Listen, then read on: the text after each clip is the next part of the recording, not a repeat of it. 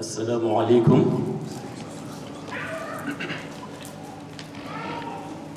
tabarakallahu ñi ngi dellu di nuyu mbokk yu tedd yépp di leen ziyaara te di ñaan ngeen nangul nu sunu ziyaare ci yéen ñuy dellu di sant yàlla moom mi nu may nu fekke may nu tal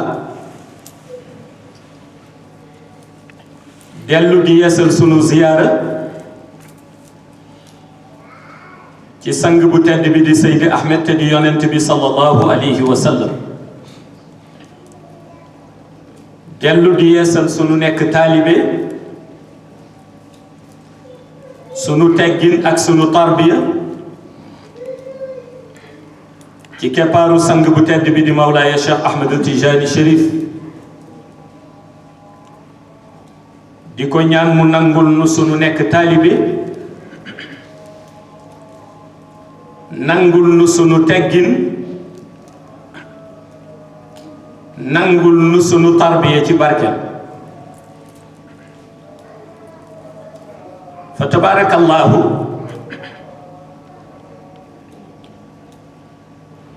ñu dellu siwaat ci sens bi nga xam ni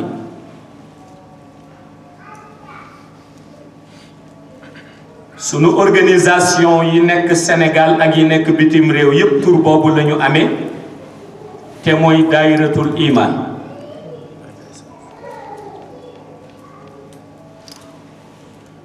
ndax mag ñi dañu baaxoo di wax ni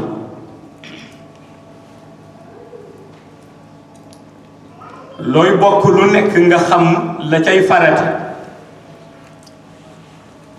la cay sunna ak la cay ngëneel dafay doon priorité ci ki ciy bokk mu mel ni nag suñu waxee daayiratul imaanu billahi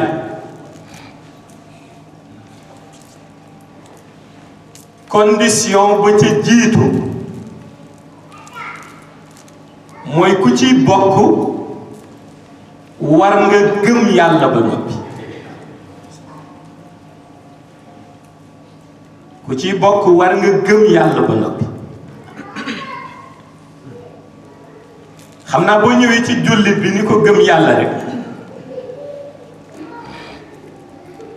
dafay xaw a doon lu woyof ci moom ndax miin bi mu koy miin mooy tax mu di ko sofental fekk xamul ni gëm yàlla lu jafe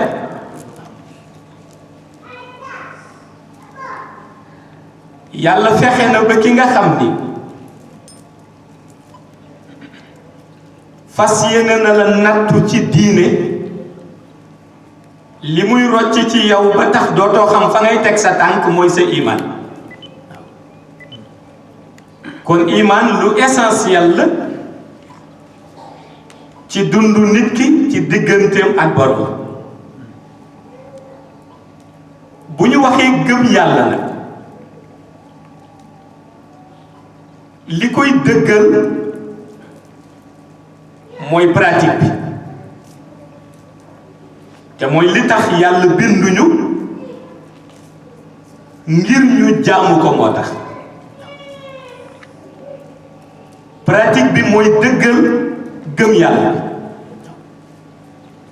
kon ku ni gëm na yàlla te du pratiquer mënuñu nangu gëm gi mu gëm borom waaye booy pratiquer yi nga fexe ba am repère ci li ngay jëf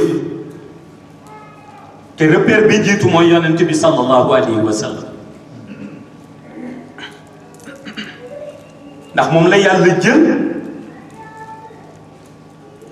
dénk que lépp luy qualité waaye qualité yi mu ko dénk yàlla soxlawu ci rek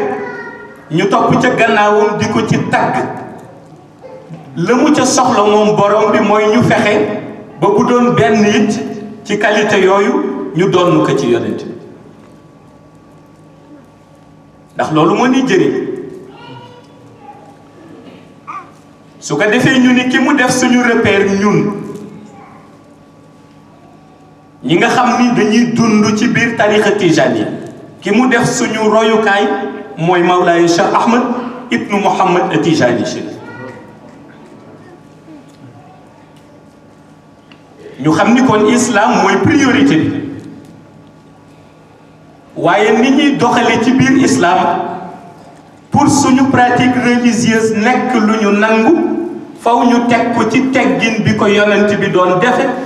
waaye mu basé wu ci tegginu Mawlaay Cheikh Ahmed Atijani Chérif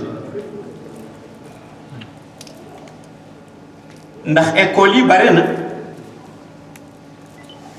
kenn ku nekk dafay xool école ba ka doy mu topp ko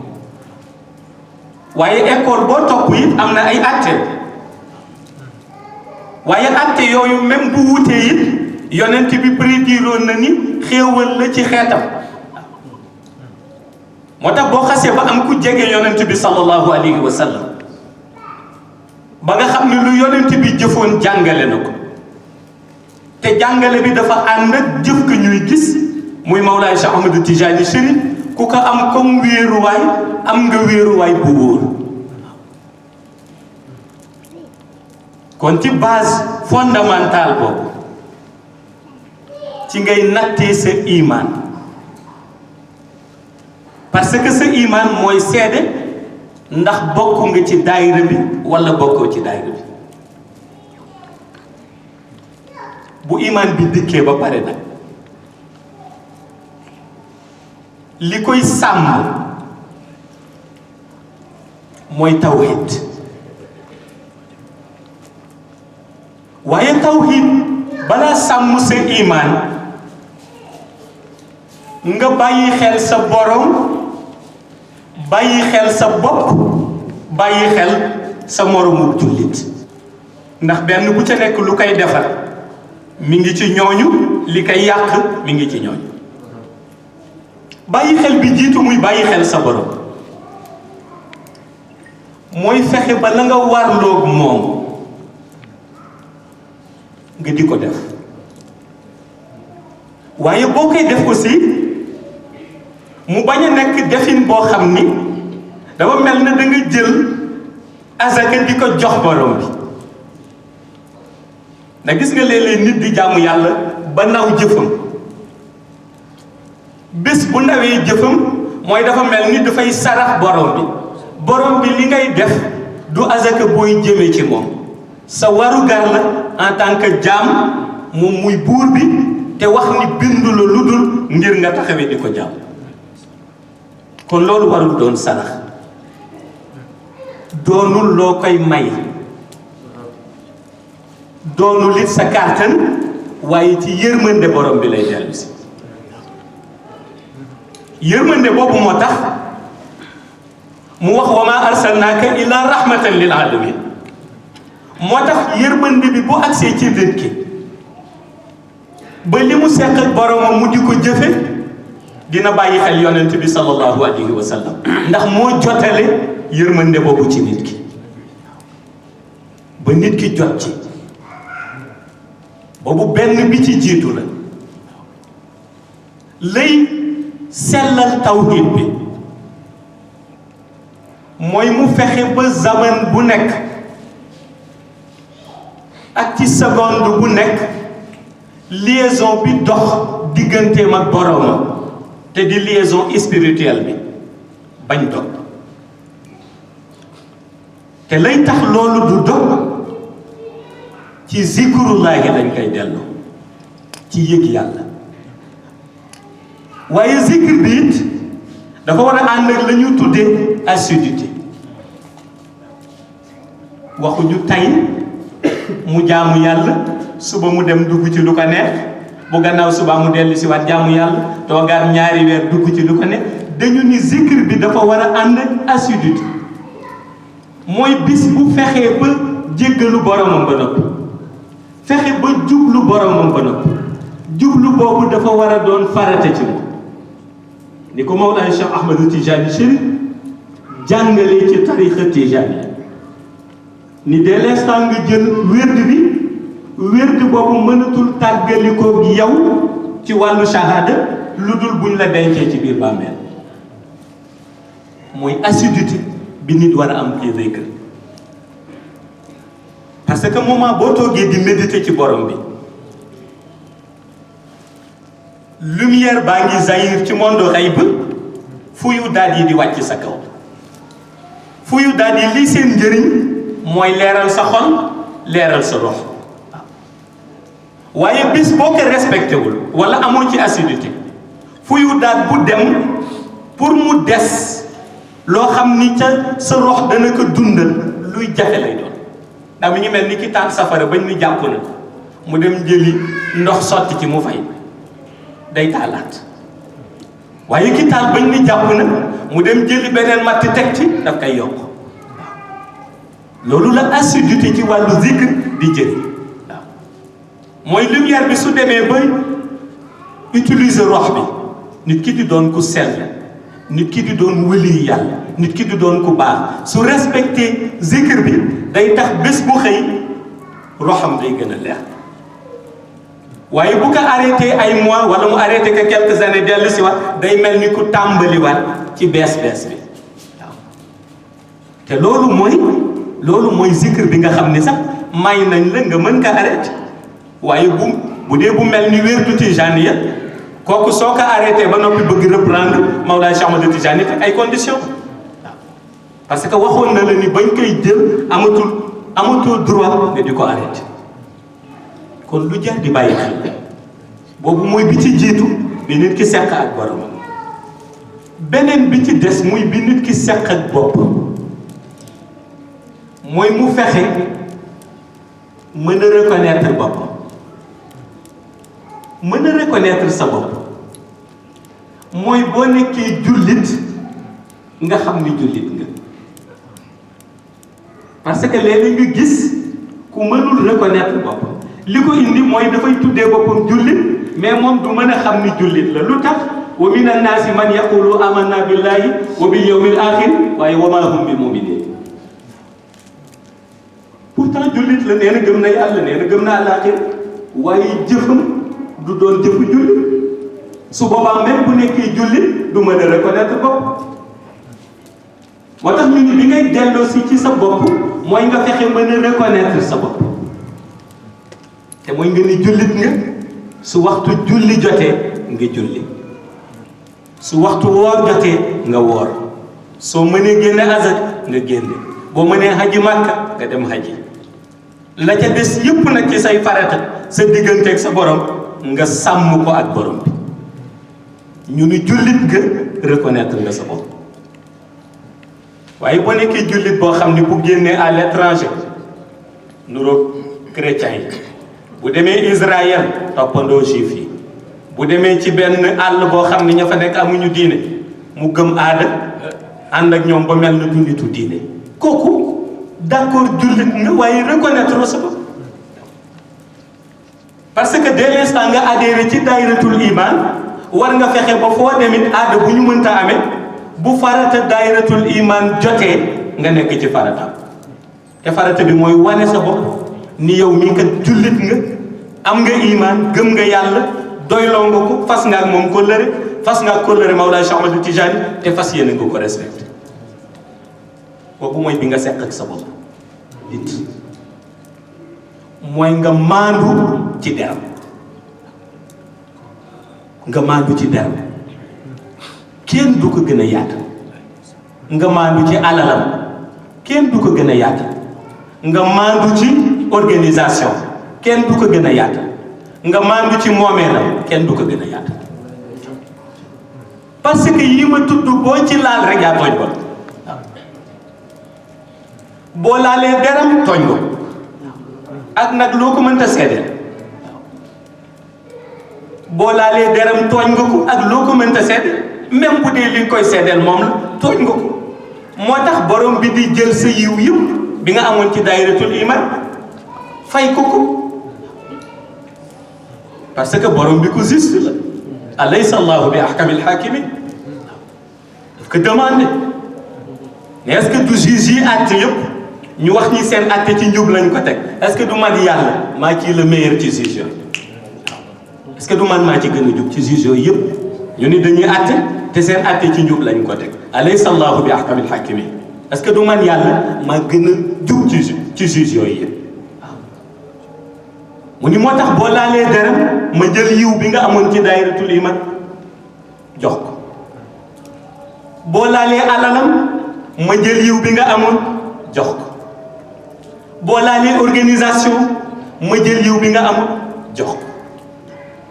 parce que yàlla yëg na ni soo fexee ba tawhid nekk ci yow gis nga boo respecté ñett yi rek la ñuy jooytu ci wàllu sécurité yépp ci àdduna da ngay yëg ni kon ku dugg ci islam dana am sécurité mais daañu sécuriser aussi intégrité am daañu sécuriser alalam daañu sécuriser organisation ndax bu boobaa ku nekk da ngay doyloo lii sa yitte waaye bu ñett yi dikkul di nga nekk ci tool bi di bay ba sonn ëllëg nga dem demander fekk mu vite nga laaj ndekk sa dëkkandoo bi jël nañu lépp jox ko nga demandé anam ndekk sa àndandoo bi jël nañu lépp jox ko nga demandé anam ndekete sa kóllëre jël nañu lépp jox ko te mooy feebar bi dal nit ñi dëkkee Sénégal parce que nit dina passer 6 heures de temps ci mbiru jàmbur te amoon problème mu 24 heures pour defar waxam waaye day fàtte priorité moo tax Mawlana Cheikh Ahmed Tijani ni booy adhéré ci daayiratul iman nañu fexe ba wax la ni la boo ci duggee xamal sa priorité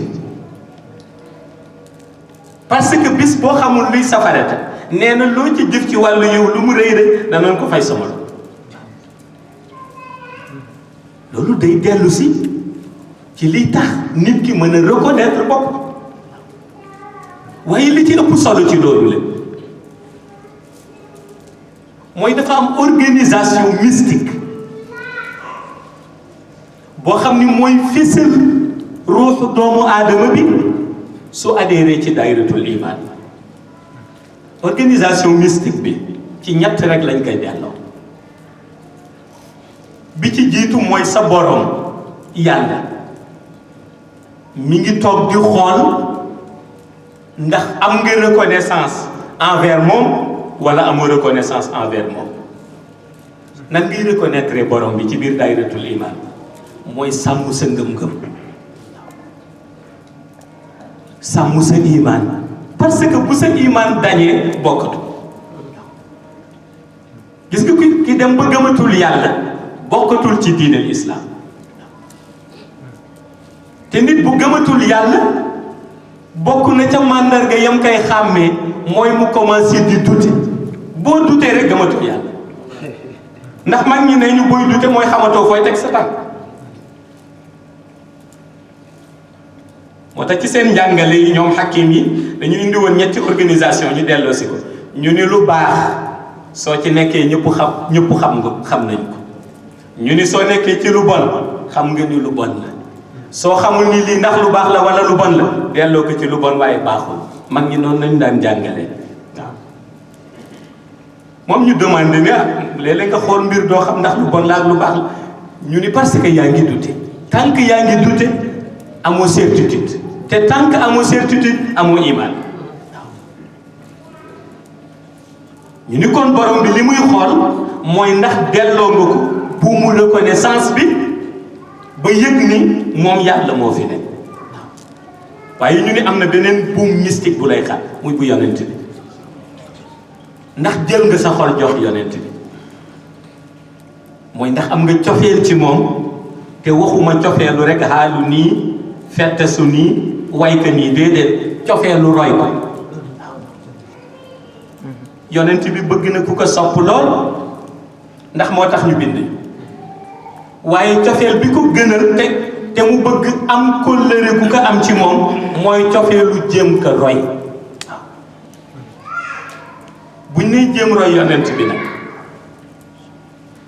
waxuñu roy ko rek ci yére ba muy sol parce que yére ba muy sol même boo ko jéemee nuroog moom sa bosam bokk jéem roy yonent bi da ngay dem demander yàlla ndax yàlla moo xam yonent bi yàlla moo ko bind def que le meilleur des êtres créés kon yàlla moo ko xam da ngay demander borom bi su ma bëggee topp yonent bi lan laay topp ci moom borom bi ne en tout cas mën naa la jox benn ndimbal nga ni ko ndimbal bi lan la mu ni inna allaha wa malaikatahu yusalluna ala nabii ya ayyuha allazina amanu yaa ngi ci daayiratul imaan yi sallu alayhi wa sallimu taslima kon ki am cofeel ci yonent bi sallallahu alayhi wa sallam mooy ki bareel salaatul fatiha jëme ci moom loolu la borom bi xelal nee na la soo bëggee dëgg-dëgg am reconnaissance toppal sama digle bi ma digle digal ko képp ku bokk ci daayiratul iman muy obligation mooy julli ci yonent bi parce que gis nga julli bi ngay julli ci yonent bi mooy tàggat sa jukko ba bu doon jukko ju ñaaw mu rafetal ko waaye li taxit julli bi am solo mooy ginnaaw bi mu dugalee jukko yu rafet yi ci yow ba nag boo continuer di julli ci yonent bi daf la koy sàmmal daf la koy sàmmal Cheikh El Hadji Malick daan na wax ni bari na ku bëgg portrait pour di ko xoole sëriñam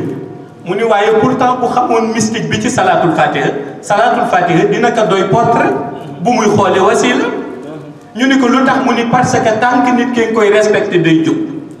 day mel ni ki ko doon digal lu baax mi ngi ci wetu waaye mu ni bu demee ba respecté tu ko même bu tegoon 10 000 portraits sëriñam it dootul déglu la kilifa ga wax la ka neex rek lay def nga jël salaatul fatiha nekk ci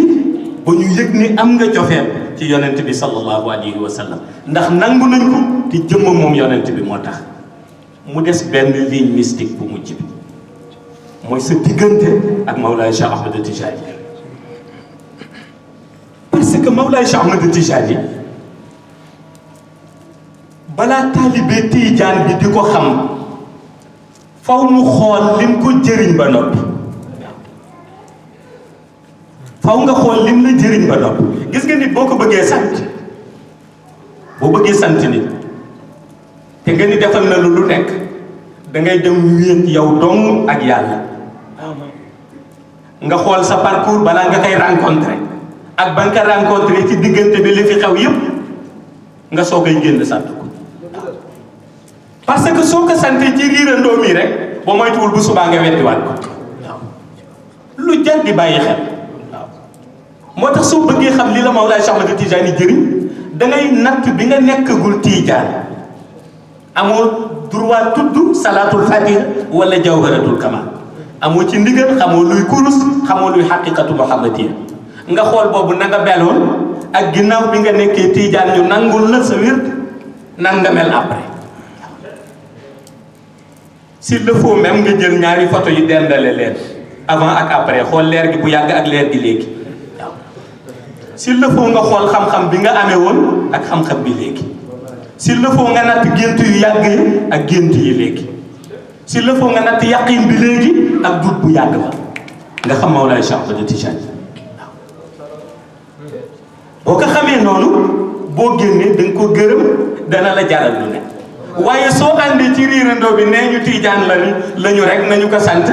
doo xam njëriñ bi mu def ci yow waaw te njëriñ bi bokk na ca salaatul fatiha bi ngay jàng te bu dul woon moom doo ko jàng bokk na ca jawharatul kamal bi ngay jàng te bu dul woon moom doo ko jàng bokk na ci jotaay bu mel nii ñu jógee muy xadaratul juma te bu dul woon moom mën na am ni waxtu bi yaa ngi doxi nekk ci ay tappale bokk na ca wasifa suba wasifa ngoon te bu dul woon moom jotaayu zikr boobu doo ko nga xool kon lu mu la jëriñ ci côté roxaani bi mooy leeral na sa rox lam la jëriñ ci côté xol mooy soppaloo na la yonent bi waaye lam la jëriñ ci wàllu jëmm mooy fexe na ba amoo temps boo jëwee ndax yaa ngi ci zikrullah waaw soo ca jógee buñ la waxee defar na la da nga xam ni defar na la buñ la waxul defar na la da nga xam ni defar na la waaw su boobaa nga delloo la mag ñu tuddee woon mbaatuma ca daala mooy delloo ka la mu am ci yow te mooy condition yu mu rëdd nga respecter ko conditions yi waaye xam ni it teg na la ci yoon bi nga xam ni bi nga juddoo ba léegi yaa ngi koy ñaan ba ngay julli yaa ngi koy ñaan ba ngay léemu yaa ngi koy ñaan ba nga toogee ca daara ji yaa ngi koy ñaan bu ñu toll ñu nga dégg bismillahi rahmani rahim alhamdulillahi rabbil alamin arrahmani rahim maliki yawmi din iyyaka na'budu wa iyyaka nasta'in ihdina siratal mustaqim yaa ngi koy ñaan ihdina siratal mustaqim foo toll yaa ngi koy ñaan yàlla nangu ko nag teg la ci loxo Mawlaay Cheikh Ahmad Tijaani mu ni la pour dëggal sa ihdina siratal mustaqim del dóor wal haadi ila siratikal mustaqim la fàttali ni nangu nañu ihdina siratal mustaqim ba te mooy salaatul fatiha bi ngay jàng waaw te fekk na boobu yaa ngi doon bañ yàlla alag la ca ñeneen ñi mu alag ndax am na ñu fi alag siratal ladina an'amta alayhim ba pare ni gayril maxdubi alayhim wala dalin ni amin waaw kon yàlla ku mu neex mu jubal la waaye ku mu neexit mu boole la ak sa groupe alag la waaw yaa ngi koy wax jubal ma rek te desal ma ci waaye nag musal ma ca ña nga xam ni ñoom alag nga leen ñu réer Mawlaay Cheikh Ahmad Tijaani ni tànk yaa ngi ci salaatul fatiha ñu nangu ko kon jub nga kon moom la mu seq ak yow def na ko ba noppi amul kenn kuy taxaw ëllëg yawmal qiyaama mën a wax ni taalibe Mawlaay Cheikh Ahmad Tijaani Chérif nga waaye wax ni am na kóllëre gu mu dese sama diggante ak moom amul parce que amul sax kuy am maqaama di jottalanteeg moom ay kàddu ëllëg ndax bu ñëpp noppee mag ñi neen ñu noppi rek ay farat te yàlla nee na yawma yaqumu ruuhu wal malaikatu safan laa yatakallamu ila man adina lahu rahman wa qaala sawaban waaw ndax zalika yawmul haq waaw waaye kon yow mi taxaw sax di xalaat rek ci wàllu xel boo sàgganee ba ñu dog la ci tariqa bi amoon loo seq ak Mawlaay Cheikh Ahmad Tijaani ëllëg comme prétexte ni nangam ak nangam moo tax amul ndax moom dafa ñëw mottali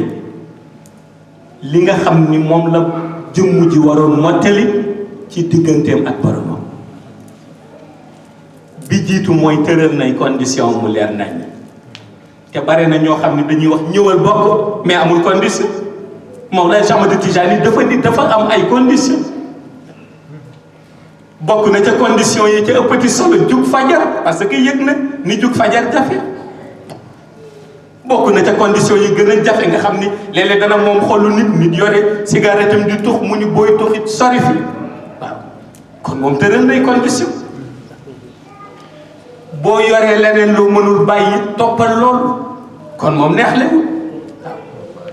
boo bokkee fenn foo mënul génn it continue fi kon moom propagande mu ni bu yooyu dajee nag ba mu jaral la jël wérd bi samay condition bi ngi nii condition yi nag boo ko nangoo nekk wali yàlla ndax li lay def wali yàlla du rek li ñuy tudd ci martaba tariqa bi gis nga nit bu yëgee ni bokk na ci saalihiin yi moom mën na ko seedeel bopp ndax sellte bi muy yëg bi mu duggee ci tariqa tijaan du yam ak ni mu meloon avant muy dugg ci tariqa tijaan waaw moo tax mag ñi wax ni boo nee dugg nga ci tariqa tijaan te seetloo nee ñu demal seeti ba léegi nga wër ku la ci mën dugal wala ku la jox wér ndax dugg ko waaw tariqa tijaan yi ku ci dugg rek yëg sellte pourtant grade moom Mawlaay Cheikh Ahmad Tijaani doyoon na sëkk pour mu ñëw àggale la ci yàlla waaye daf la teg ci tarbiya munoon na la àggale ci yàlla ci xatmiya bi ko yàlla jox mais dafa jël loolu yëpp teewul teg la ci tarbiya jox la laazim waaw jox la wasif jox la xadaratul juma waaw jàngal la maandu jàngal la sa priorité mooy zikr kon defar na defar boobu mu lay defar dalal sa xel li ci jublu parce que dafa bëgg nit ki di contempler visage su borom bi sopp boromam sopp yonent bi ba yëg ni même bu demoon yawmal qiyaam sax gisul Mawlaay Cheikh Ahmad Tijaani du tee mu dugg aljana waaw parce que dem na bay dund ci biir aljana bi gën a jafe te mooy aljana bi ñu bari di wut ci monde shahada te mënuñu ko am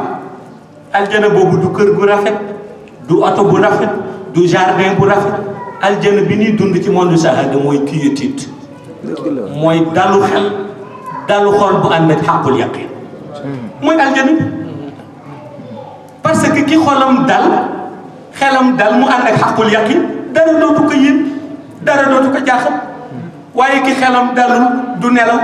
ki xolam dalul du noppalu ki amul xàqul yaqin lu mu dégg rek di xool na mu cay bokki nas Mawlaay Cheikh Ahmad Tijaan yi nag ni ku ma dugal ci tariqa Tijaan su ma nangoo sa wér ñett yi dama koy indi ci yow